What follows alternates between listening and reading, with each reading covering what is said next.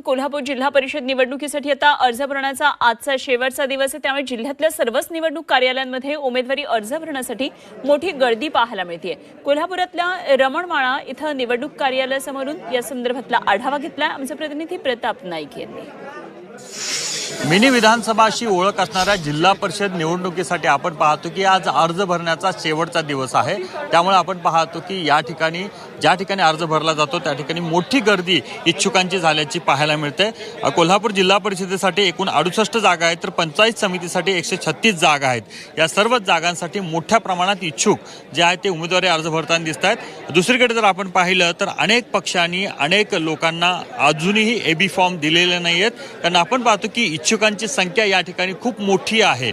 बंडखोरी वाढू शकते, त्यामुळे एबी फॉर्म शेवटच्या क्षणापर्यंत राखून ठेवायचे अशा प्रकारचा निर्णय त्यांनी घेतलेला आहे आणि आयत्या वेळेला एखाद्या उमेदवाराला एबी फॉर्म द्यायचा अशा प्रकारचा निर्णय या सर्व राजकीय पक्षांनी घेतल्याचं दिसून येत आहे। काही लोकांना एबी फॉर्मचं वाटप केलेलं आहे, पण त्यांची नावं या ठिकाणी उघड होऊ दिलेली नाही आहेत। त्यामुळे आपण पाहतो की कोल्हापूर जिल्हा परिषदेसाठी देखील या ठिकाणी पाहतो की मोठ्या प्रमाणात अटातटीच्या लढती होणार हे जवळपास निश्चित मानलं जातं। कॅमेरामन नितीन प्रताप नाईक, झी 24 तास, कोल्हापूर।